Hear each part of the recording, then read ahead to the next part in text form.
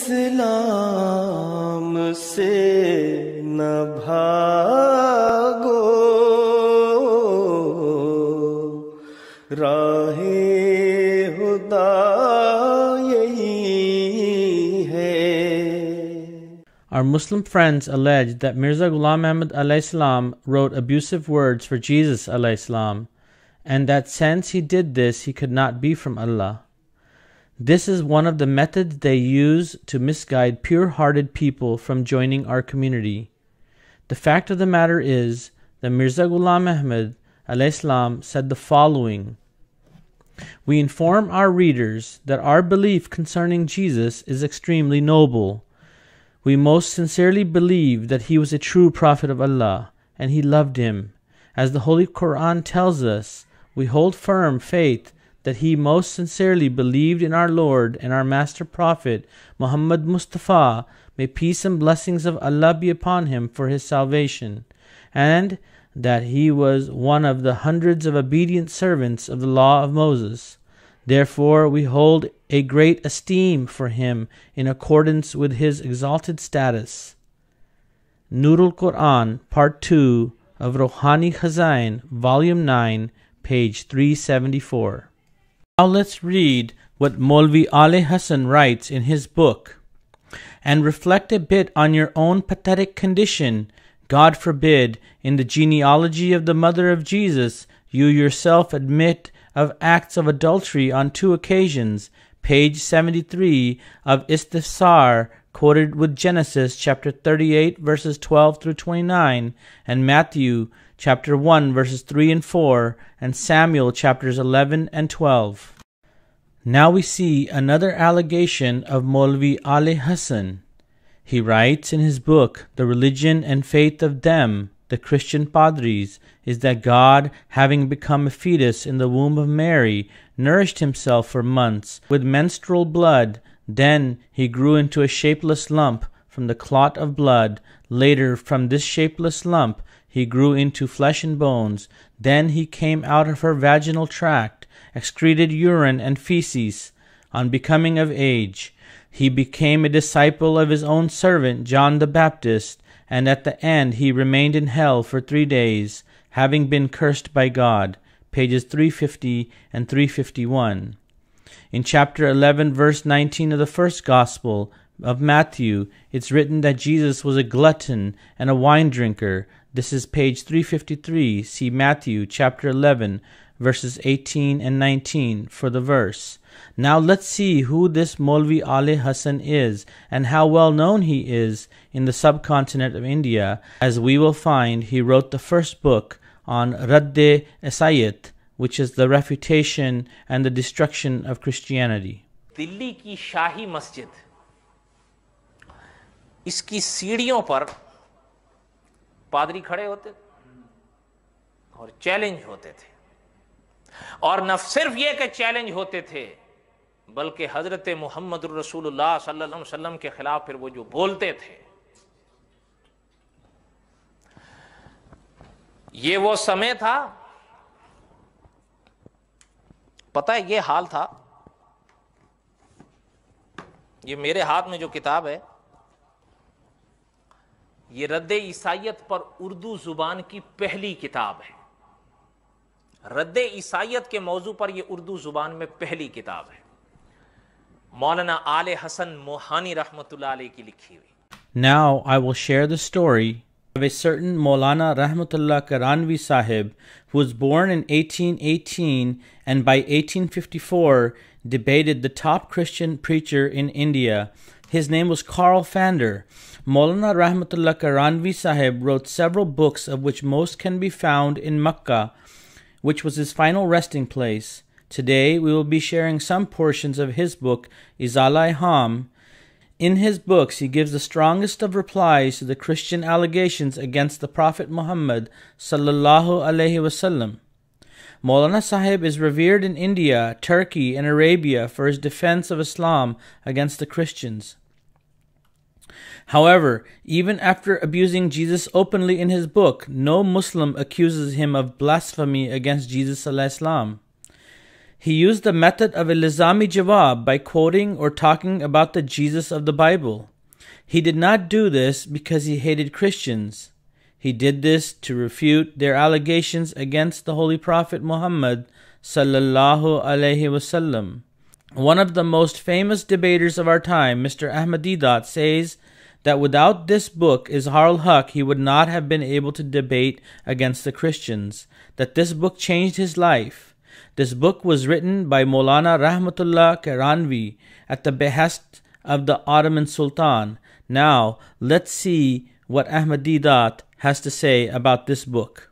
I was restless one Sunday morning, didn't know what to do. I want some reading material. There was no books to read, but I was hungry to read. So I go into my boss's warehouse, rummaging through a pile of newspapers, looking for something pleasant to read, like the Farmer's Weekly and things of that nature. And in that pile of newspapers, I come across a worm-eaten book full of mildew. And the name of that book was Izharul Haq, which means the truth revealed. At the end of this booklet, if you have received it, is the Bible God's Word. There is an epilogue that how these things happen, and I mention here that this book, Izharul Haq, changed my life, all my experiences. You know, it has made me actually, that one book made me to come here now. This book, Izharul Haq, changed my life, all my experiences. You know, it has made me actually, that one book made me to come here now. And you coming to listen to me because of that one book. What one book can do. So in that book, it was written by an Arab, and this Arab gentleman was trying to arm the Indian Muslims, who were at that time at the receiving end of a Christian assault in India.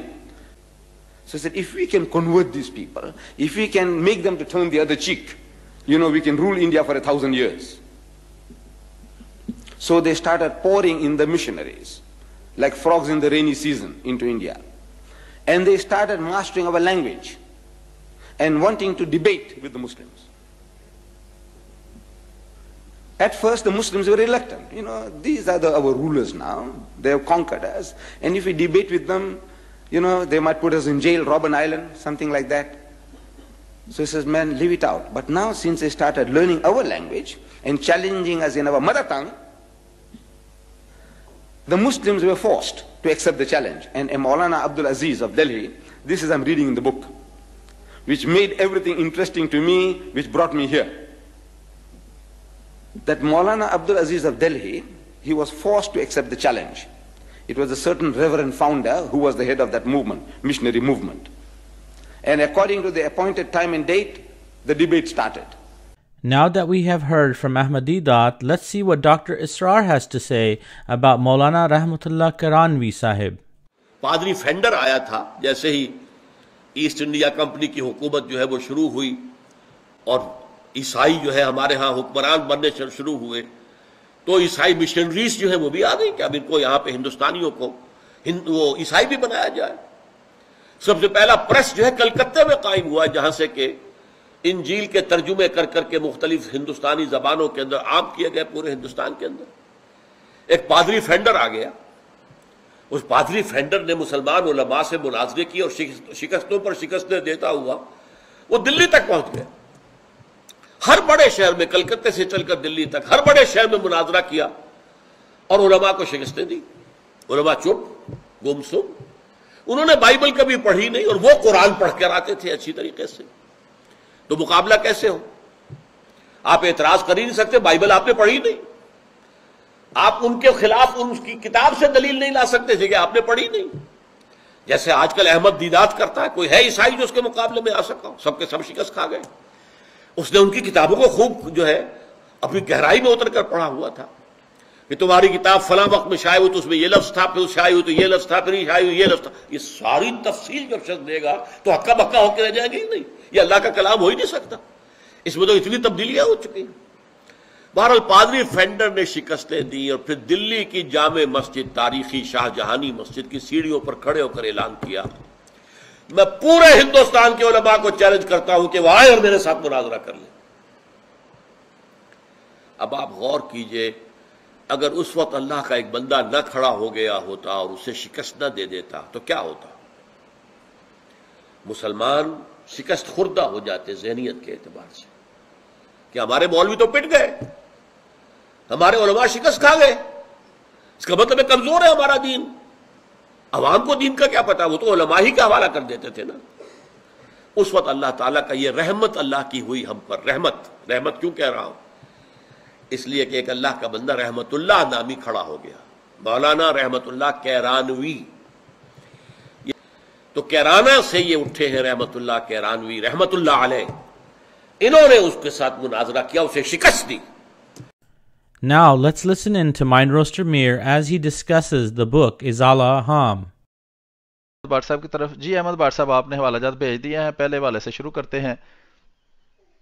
جی السلام علیکم۔ آج میں نے کوشش کی ہے کہ کچھ حوالوں کو نمبر دوں تاکہ یہ گڑبڑ جو ہوتی ہے وہ نہ ہو، تو پہلا حوالہ جو ہے وہ کھول لیں آپ۔ جی وعلیکم السلام، جی بالکل میں نے وہ پہلا حوالہ کھول لیا ہے۔ یہ پھر اسی مشہور زمانہ کتاب ازالۃ الاحام کا ہے جو رحمت اللہ کرانوی صاحب نے لکھی اور جس کو دیوبندیوں نے چھاپا ہے اور بہت بڑے بڑے مفتیوں نے اس پر تقریریں لکھی ہیں۔ اس کا صفحہ نمبر 82 ہے، 82 بولیں تو 82، ٹھیک ہے جی، انگریزی کے اندر۔ بعض ہمارے دوست سنتے ہیں ان کو اردو بھی نہیں آتی، تو ان کے لیے بعض دفعہ میں انگریزی میں بھی بتا دیتا ہوں، لیکن بہتر یہ ہے کہ اردو سیکھیں۔ 82 نمبر صفحہ ہے جی، ازالۃ الاحام، جلد نمبر 1 ہے، جلد اول صفحہ نمبر 82، 82 نمبر صفحہ ہے۔ اس کے اوپر دیکھتے ہیں کہ وہ کیا کہتے ہیں۔ لکھا ہے کہ وجہ تصنیف کتاب، کہ اس میں وہ بتا رہے ہیں کہ یہ کتاب لکھنے کی ضرورت کیوں پیش آئی۔ لکھا ہے اور کوئی انگریزی قانون ان شبہات کے جواب کی تحریر سے مانے نہیں ہے، بلکہ بعض پادری صاحبان نے تو خود اپنی تحریروں میں اردو زبان میں یہاں تک لکھا ہے کہ حکومت کسی کے مذہبی معاملات میں مداخلت نہیں کرتی، حتیٰ کہ اس حوالے سے نہ کسی کو انعام دیتی ہے نہ کسی کو سزا دیتی ہے۔ پس مسلمان اور ہندو بغیر خوف و اندیشہ کے اپنے دلائل اور شبہات بیان کریں کہ حکومت انگریز اس پر ناراض نہیں ہوگی اور مسیحی حکمران مسلمان حکام کی طرح نہیں ہے۔ یہ پاکستان کی حکومت جو ہے یا پاکستان کا جو آج کل وہ کر رہے ہیں اور اکثر لمبے عرصے سے وہ کر رہے ہیں، تو اس پہ بھی دیکھ لیں، اور صرف پاکستان میں نہیں دوسرے بھی نام نہاد مسلمانوں کے جو ممالک ہیں اس میں بھی اسی طرح کے حالات آج تک ہیں۔ حقیقت بھی یہی ہے کہ وقت کے حکام ہرگز اس مسئلے میں دخل اندازی نہیں کرتے، لیکن بظاہر علماء اہل اسلام کے لیے 3 مسئلے ہیں وغیرہ۔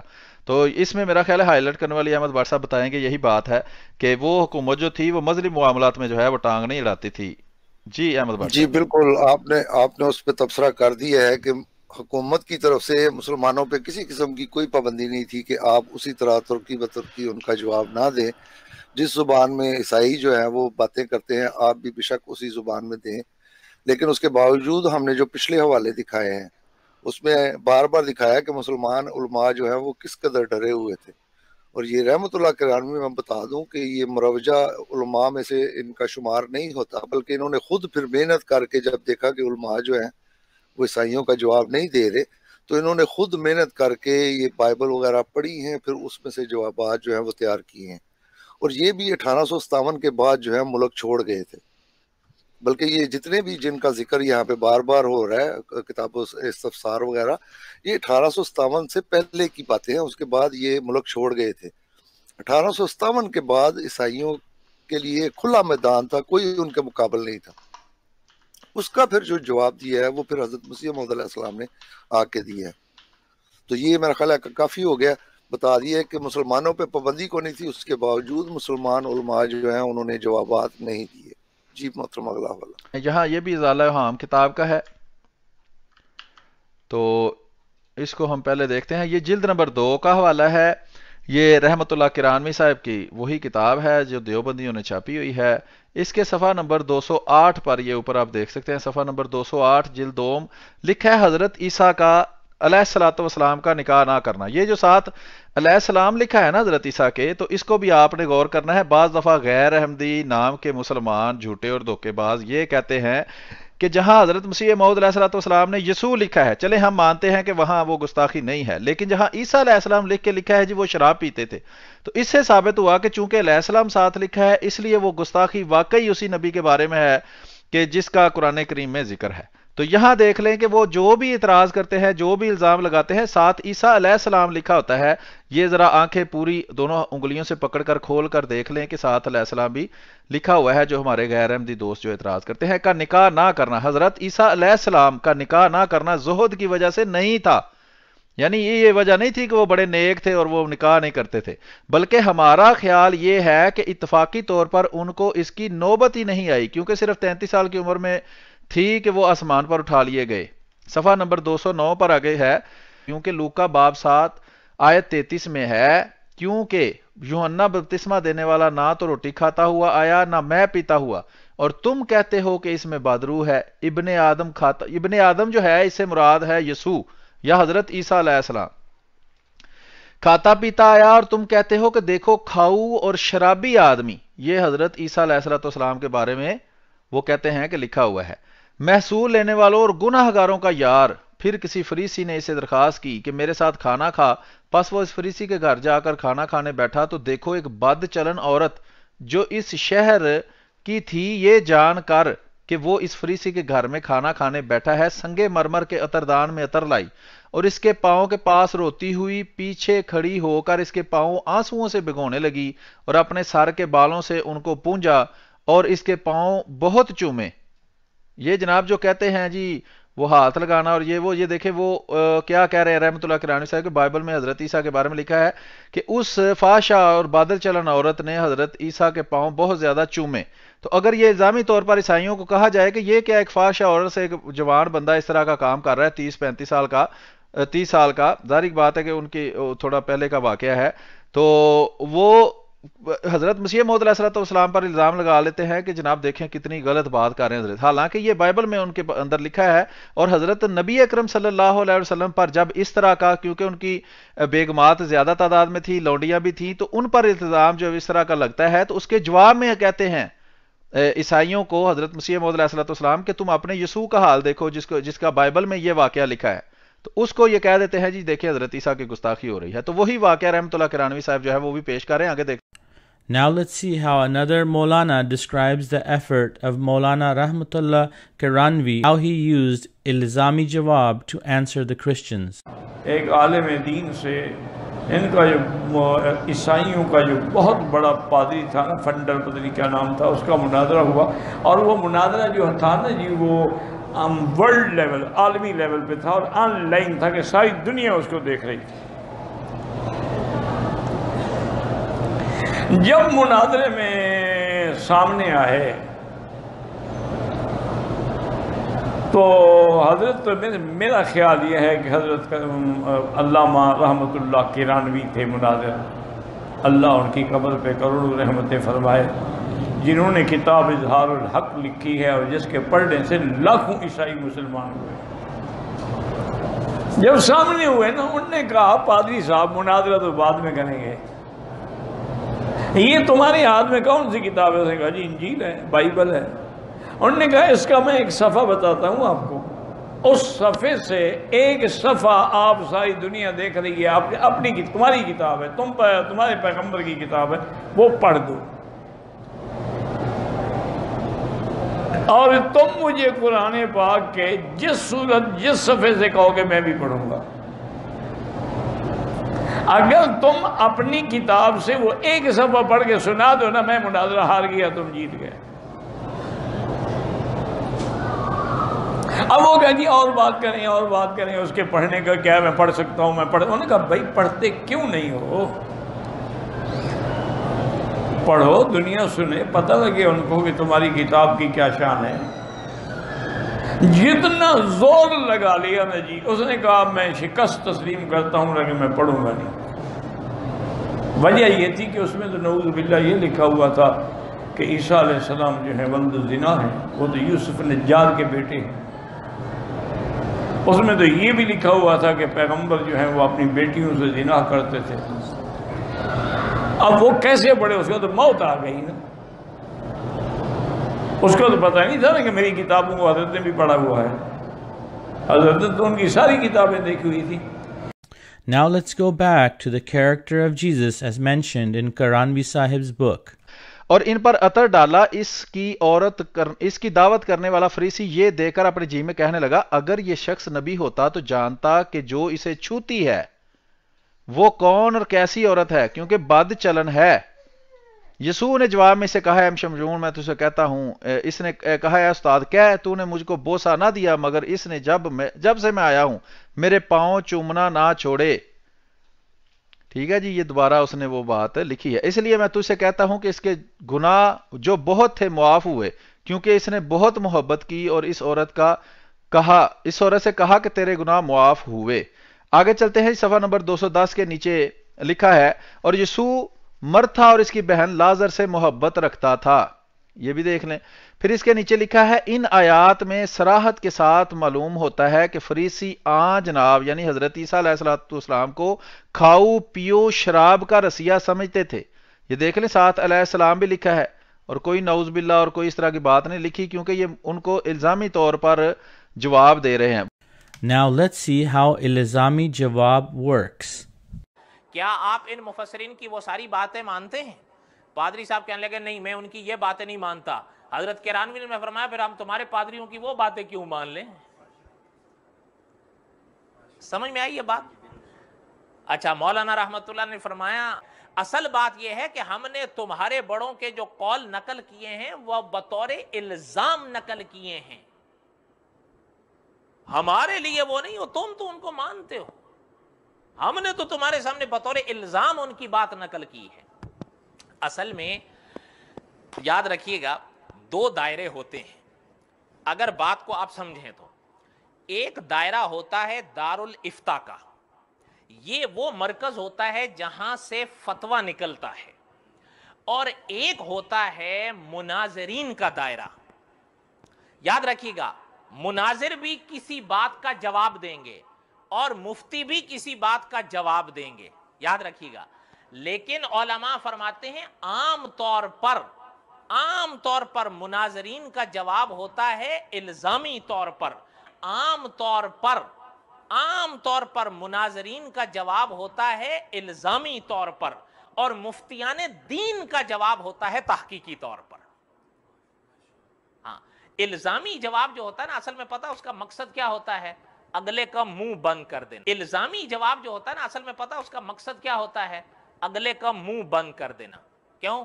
اگر آپ مجھے کوئی الزام دیتے ہیں نا, اگر آپ مجھے کوئی الزام دیتے ہیں, ٹھیک ہے, تو میں آپ کو الزامی جواب دوں گا. کس لیے؟ تاکہ آپ کا منہ بند ہو جائے. ٹھیک ہے, نہیں سمجھ میں آ رہی بات؟ نہیں سمجھ میں آ رہی؟ In conclusion, I would like to point out one important thing, which is that if Hazrat Ahmad alayhi salam did consider Isa alayhi salam to be a bad person, why would he claim that he is the second coming of Jesus alayhi salam and that Allah named him Jesus? If a Muslim hates Abu Jahl, would he name his son Abu Jahl? One only names his children after one whom he loves. The people who raised this allegation have not read the works of Hazrat Ahmad alayhi salam. Hazrat Ahmad alayhi salam showed the Christians that you people agree that the Injil is the word of God, but look at what it says about the Messiah, showing that this book is not completely the work of God. The Christians would have two choices left. If they want to accept Jesus, they cannot accept the Injil, which is the Bible, as it completely mocks Jesus. And if they want to accept the Injil completely, they cannot accept Jesus because of what it says about him. This would make them turn to the Holy Quran, which shows Hazrat Isa alayhi salam, which is Jesus, was a true prophet of God. This scared the Christians and caused them to stop mocking Islam at the rate that they were doing it before. Janab Maulvi تشریف لائیں گے تو کیا ہوگا, جناب مولوی تشریف لائیں گے تو کیا ہوگا, وہ بھڑکائیں گے لوگوں کو مگر اپنا خدا ہوگا, وہ بھڑکائیں گے لوگوں کو مگر اپنا خدا ہوگا. یہی ہوگا نا غصے میں وہ ہم کو گالیاں دیں گے.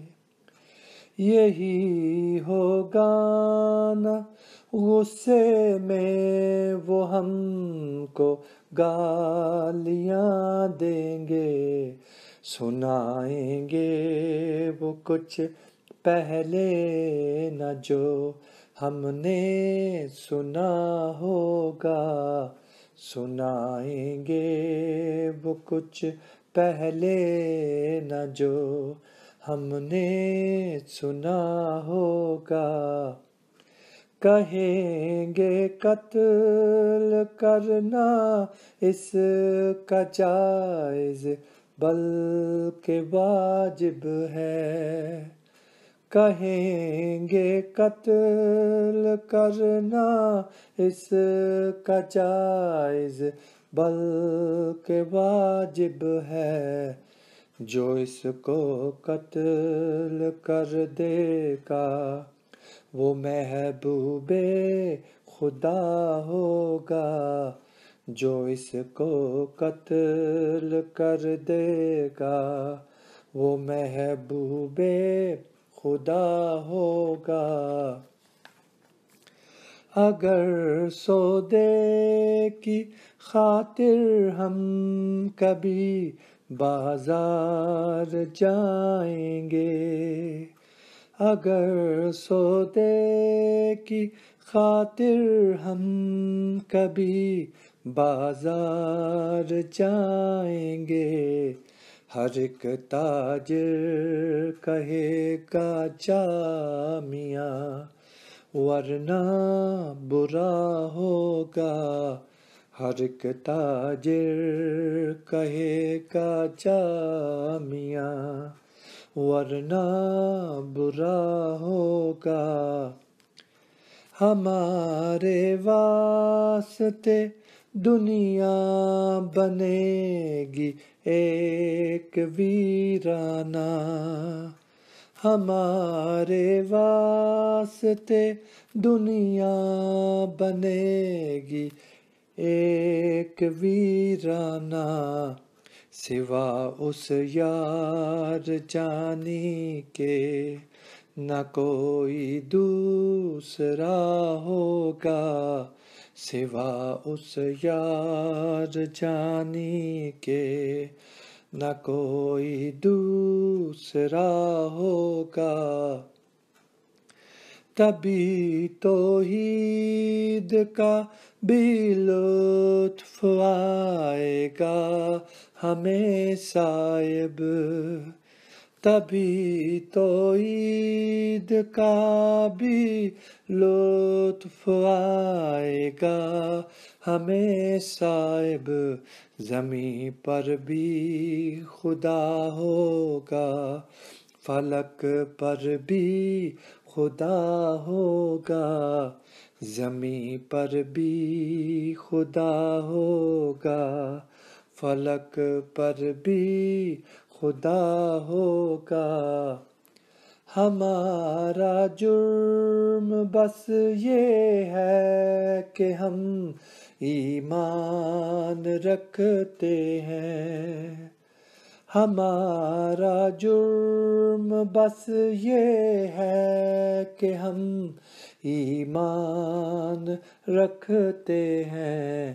کہ جب ہوگا اسی امت سے پیدا رہنما ہوگا. کہ جب ہوگا اسی امت سے پیدا رہنما ہوگا. ہمارے سید و مولا نہیں محتاج غیروں کے. ہمارے سید و مولا نہیں محتاج غیروں کے.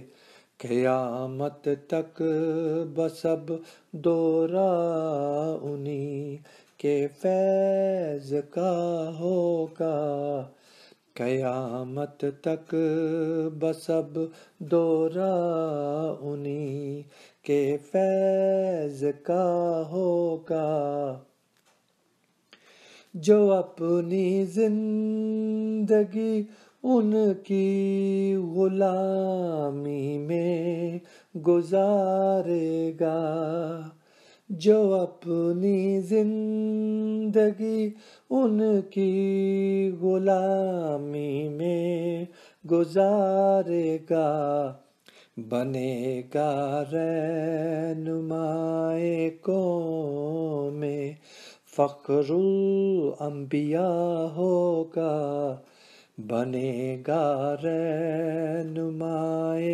قوم، فخر الانبیاء ہوگا، جناب مولوی تشریف لائیں گے تو کیا ہوگا، وہ بھڑکائیں گے لوگوں کو مگر اپنا خدا ہوگا۔